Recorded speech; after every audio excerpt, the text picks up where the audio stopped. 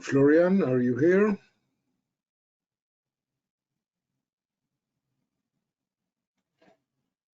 I cannot Can you hear me? you. Yeah, now we can hear you. Go ahead. And can you? Yeah, you can see me. Okay. Can you? See you. All right. Hear you. Thank you. Go ahead.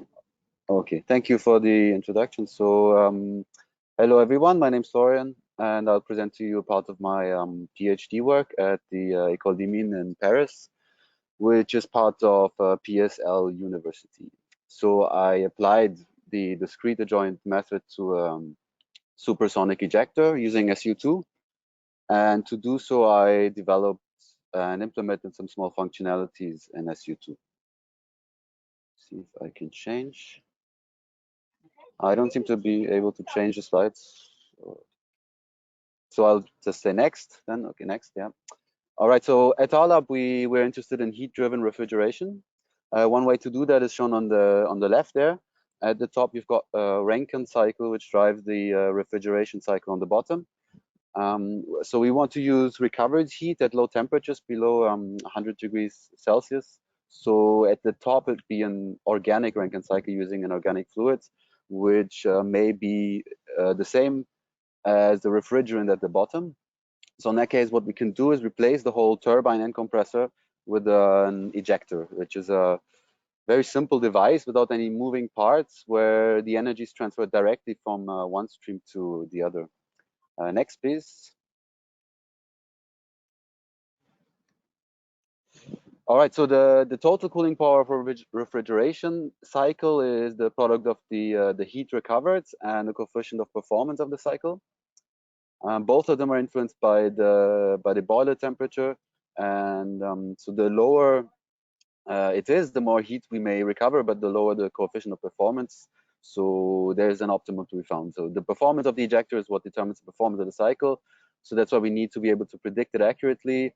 And ideally, we want to find the ideal shape to get the maximum performance and have know the corresponding performance exactly. So that's our motivation for this work. So next slide, please. Okay, so I'm going to give you a small introduction to ejectors because I expect that many people won't really know much about them, and then I'll describe the method we used and finally the results. Next.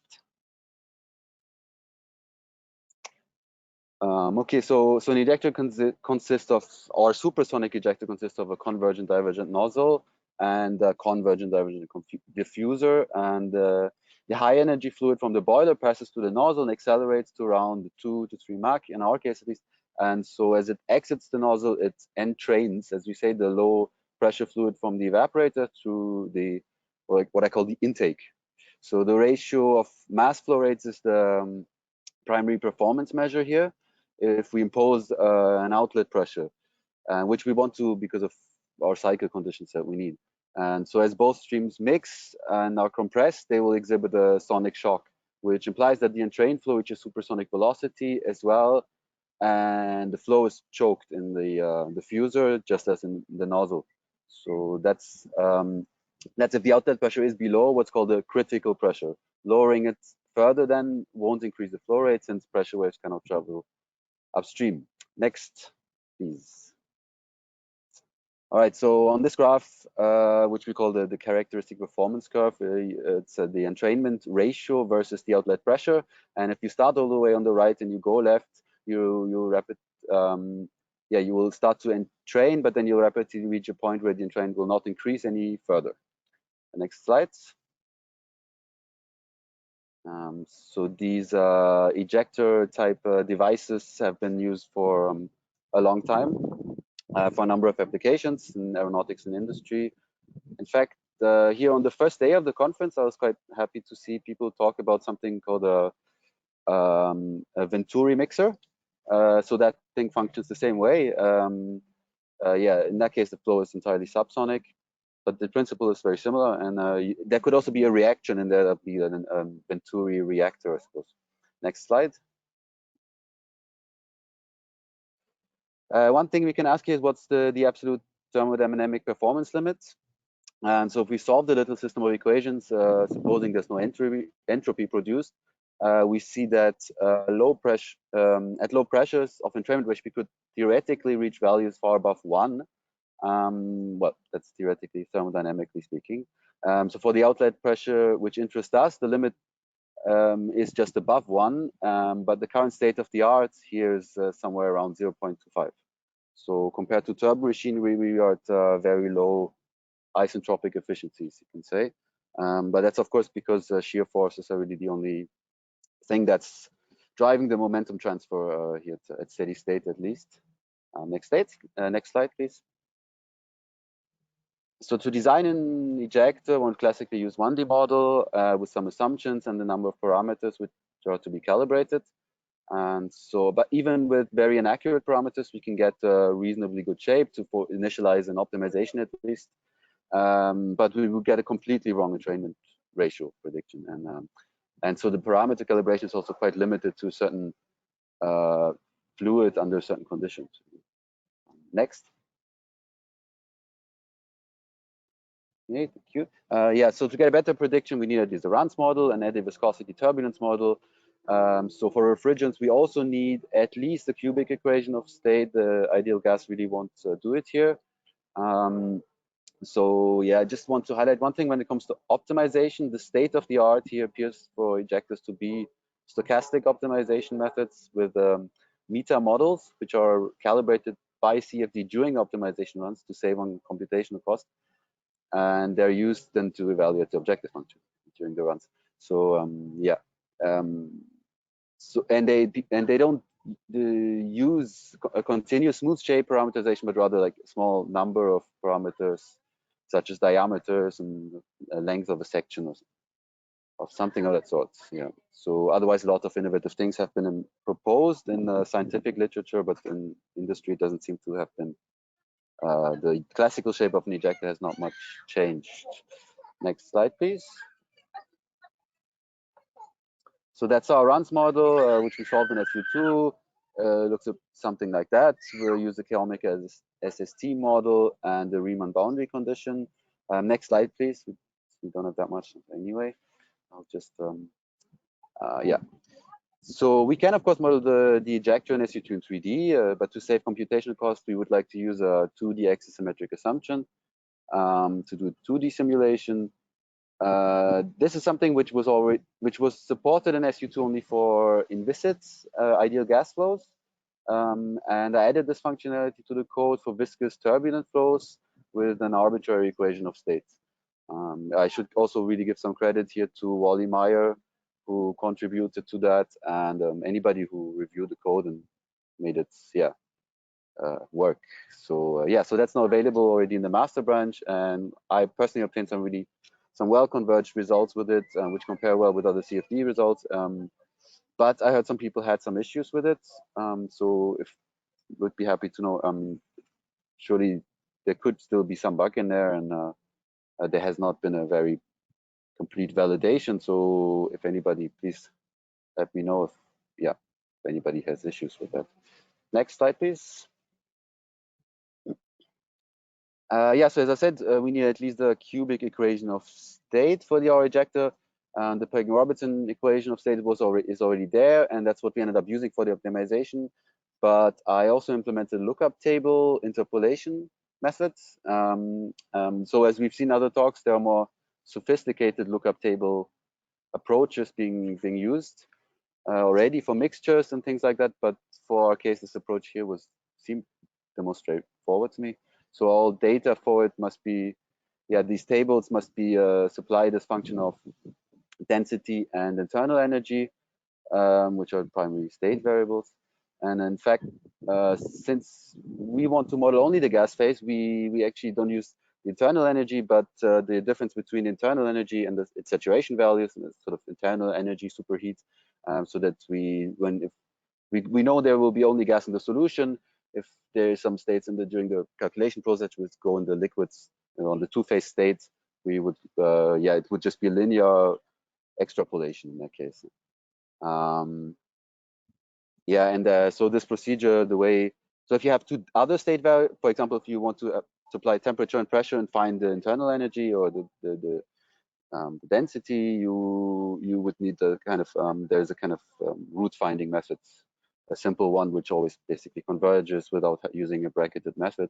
And using this, the computational time actually increased by around 20% compared to Peng-Robinson EOS, which is okay.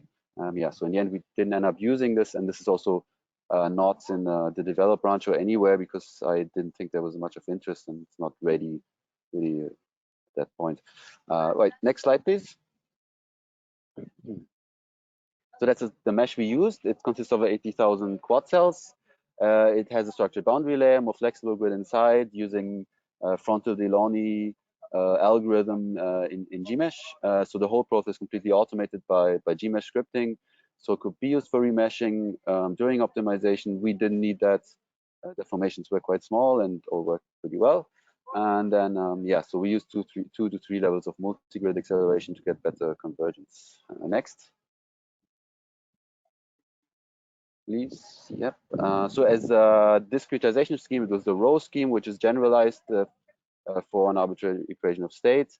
And let's just skip to the next. There's quite a bit of artificial dissipation to converge simulation splatter. So yeah, let's go to the next slide. So we modeled some ejectors from literature to get a validation, and yeah, it was mainly based on global variables, the entrainment ratio.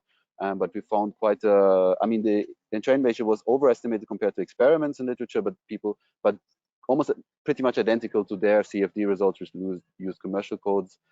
And yeah, so table-based EOS and Peng-Robinson gave similar results. And we also compared with the row central form and open form density-based solver. Okay, next, please.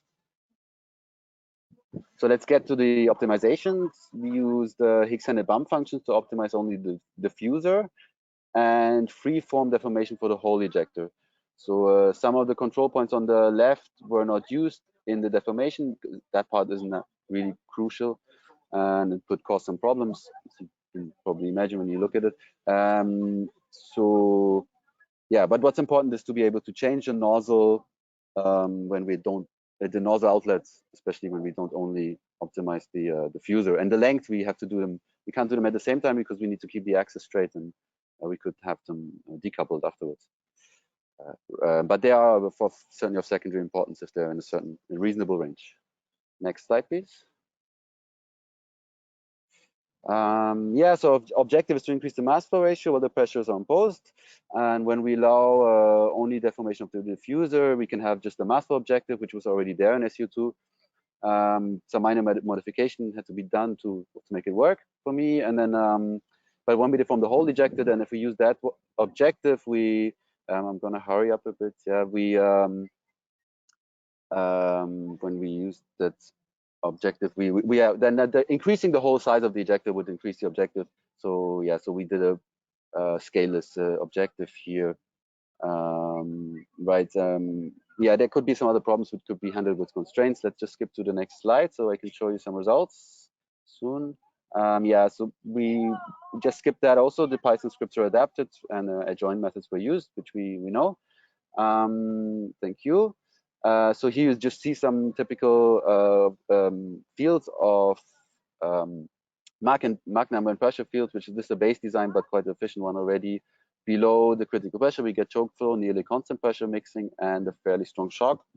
Above that point, pressure increases gradual, and the flow is not choked. In this case, here the entrainment ratios two are nearly identical because yeah, we're just on each side of the critical point. Next slide, please.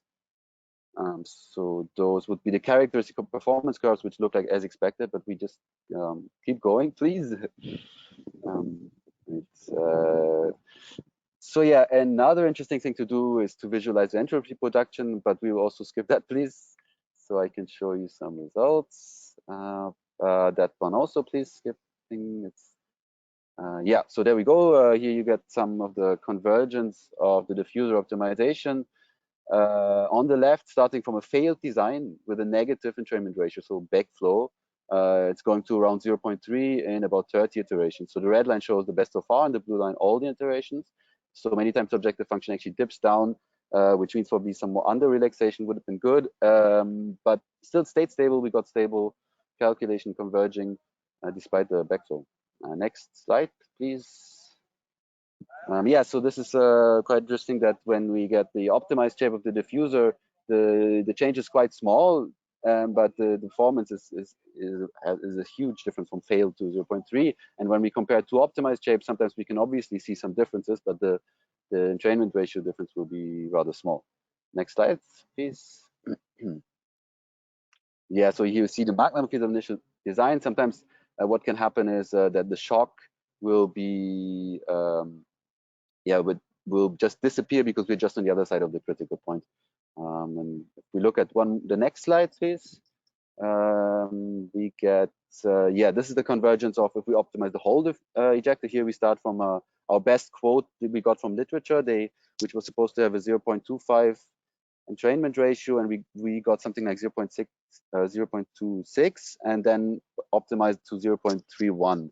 And here, much less dipping down of the objective, so better convergence, probably also due to the FFD deformations, which work better. Next slide, please. Yeah, just want to say here on the bottom, if you look at it, you can see that the optimized design had the shock is slightly later, so which indicates less dissipation. If we can pass to the last slide, or the one before the last, please. Oh yeah, okay, so we're at the conclusion. Good. So yeah, it turns out it's a really robust automatic design method. It could be quite robust for this, and which can be very useful for our ejectors. And we can also improve already very performant designs.